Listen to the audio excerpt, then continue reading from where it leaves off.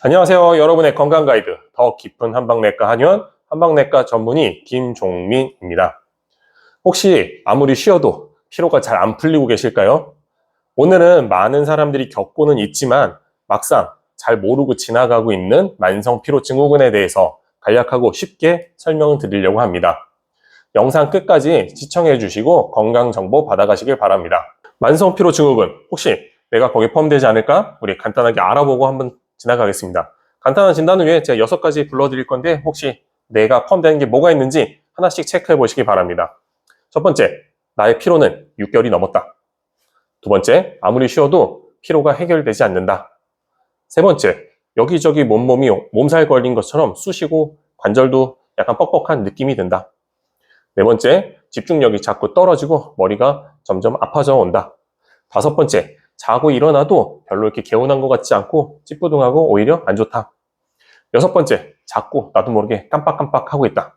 혹시 이 6가지 중에 몇 가지가 포함되시나요? 이 중에 2가지 이상이 된다면 치료가 필요합니다. 그리고 그 6가지 다 포함되셨다면 많이 피곤한 거니까 꼭 치료받길 바르시고 뒤로 앞으로 만성피로 증후군의 치료법, 그 다음에 증상, 그 다음에 식단, 운동법 등등에 대해서 알려드릴 거니까 영상 시청 끝까지 부탁드립니다. 만성피로 증후군은 실제로 상표 코드를 갖고 있는 전 세계에서 인정하고 있는 질병 중에 하나입니다. 만성피로 증후군이란 아무리 쉬어도 피로가 회복되지 않는 그 상태가 6개월 이상 지속되는 것을 말합니다. 단순히 피곤해 하는 정도가 아니고 그 피로로 인해서 일상생활이 힘든 경우, 예를 들어 출근이 힘들거나 학교를 가면 힘들거나 막상 가서도 집중을 못하고 있거나 이러한 상태가 지속되고 있는 것을 뜻합니다. 혹시 내 얘기인가 싶은가요? 그러면은 이 영상을 끝까지 들어주시길 바랍니다. 만성피로 증후군은 여러 가지 증상을 갖고 있는데요. 특히 진단에 사용하는 증상이 있어서 먼저 이야기 드리겠습니다. 진단을 할 때 첫 번째, 극심한 피로. 좀 주관적인 이야기일 수도 있는데요. 우리가 일상생활하는 정상 상태에서 약 50% 이상 정도 떨어진 기능 또는 그 빈도수들이 한 2배 이상 증가했다고 하면 만성피로, 그 다음에 그 심각한 피로감이라고 이야기할 수 있습니다. 두 번째로는 운동 또는 신체 활동 후에 나타나는 불쾌감입니다. 우리가 운동 빡세게 하면 근육이 약간 뻐근하고 아플 수는 있지만 대부분은 운동을 하고 나면 상쾌하고 기분이 좋다고 이야기합니다. 하지만 만성피로 증후군을 가지고 계시다면 운동 또는 어떻게 육체적인 활동을 하고 나면 오히려 더 아프거나 상당히 불쾌한 느낌을 느끼게 됩니다. 세 번째로는 상쾌하지 않은 수면이 있습니다. 보통 잠자는 건 휴식이기 때문에 자고 일어나서 상쾌해라는 생각이 들어야 됩니다. 물론 조금 덜 할 수도 있죠. 근데 일어나서 상쾌하게 가야 됩니다. 하지만 일어났는데 오히려 전날보다 더 피곤하거나 잠을 자도 뒤숭숭하게 잤다든지 해서 수면이 전혀 회복에 도움이 되지 않는 경우입니다. 마지막 네 번째로는 인지장애 또는 기립성 불안증이 있는데요. 대표적으로 기억력이 자꾸 떨어지거나 집중력이 감소되는 경우, 그리고 또는 기립성 저혈압, 그러니까 자세를 바꾸는 거에 따라서 뭔가 이렇게 불안한 감이 자꾸 생긴다고 하면 우리 만성 피로 증후군을 의심할 수 있습니다. 혹시 이 4가지 중에 본인이 어떤 것이 포함되는 게 있을까요? 그렇다면 치료가 필요합니다. 좀 더 자세한 내용은 영상 이어가면서 하도록 하겠습니다. 만성 피로 증후군은 진단은 어떻게 내릴까요? 우선 아까 전에 이야기했던 증상 4가지가 6개월 이상 지속되고 내 삶의 증상이 너무 피폐해져 있다. 아니면 그 피로로 인해서 일상생활이 어렵다고 하면 만성피로 증후군으로 진단 내릴 수 있습니다. 하지만 만성피로 증후군은 앞단계, 기저에 질환이 없어야 됩니다. 예를 들어 내가 암 환자인데 피곤하다, 아니면 내가 중풍이 있어서 몸이 많이 피로하다, 이렇게 증상이 있는 건 안 됩니다. 그래서 심장, 신장 또는 갑상선 질환, 우울증 등등 기타 질환이 없는데도 불구하고 피곤하다 하면은 내가 만성 피로 증후군으로 진단받을 수 있습니다. 만성 피로 증후군 치료는 어떻게 해야 될까요?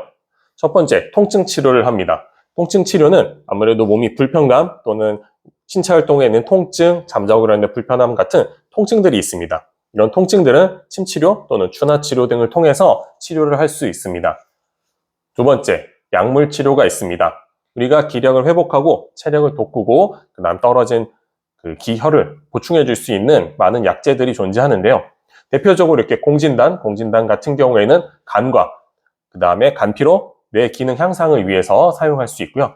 경코 같은 경우에는 폐나 기관지의 면역이 떨어져 있거나 혈액순환을 좀 더 촉진하거나 아니면은 건조한 증상을 치료할 때 사용합니다.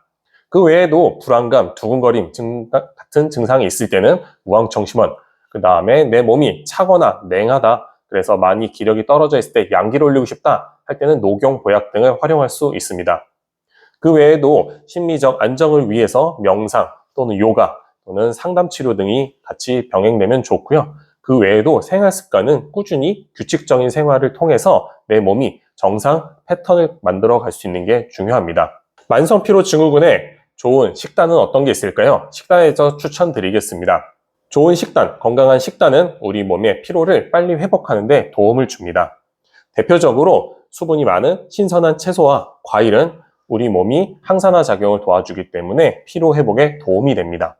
우리가 피로할 때 많이 먹는 각성 효과를 위해 먹는 커피나 에너지 드링크 같은 경우에는 오히려 피로를 더 악화시킬 수 있습니다. 물이나 또는 허브차 등으로 대신하실 것을 추천드립니다. 마지막으로 단 음식이 있습니다. 우리 흔히 피곤할 때 당 땡긴다고 해서 단 음식을 많이 먹게 되는데 단 음식은 오히려 인슐린 분비를 촉진하고 그에 대해서 반발작용으로 피로를 더 악화시키는 경향이 있습니다.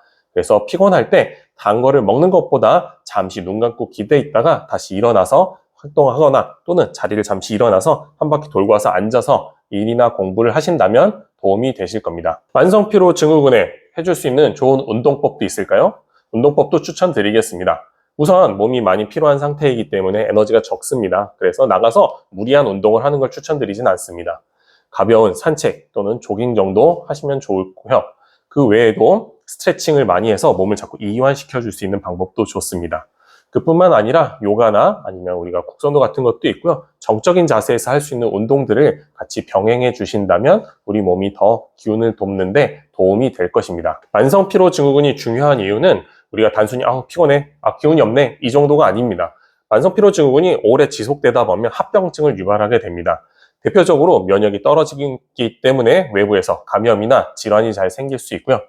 우울증이나 기타 무기력증으로 인한 정신적인 피폐도 같이 올 수 있습니다. 다른 합병증으로 인해서 몸이 더 고생하시기 전에 만성 피로를 방치하지 마시고 얼른 치료해서 건강에 도움이 되시길 바랍니다. 만성 피로 증후군은 빨리 낫는 질환은 아닙니다. 하지만 꾸준히 잘 치료한다면 좋아질 수 있습니다.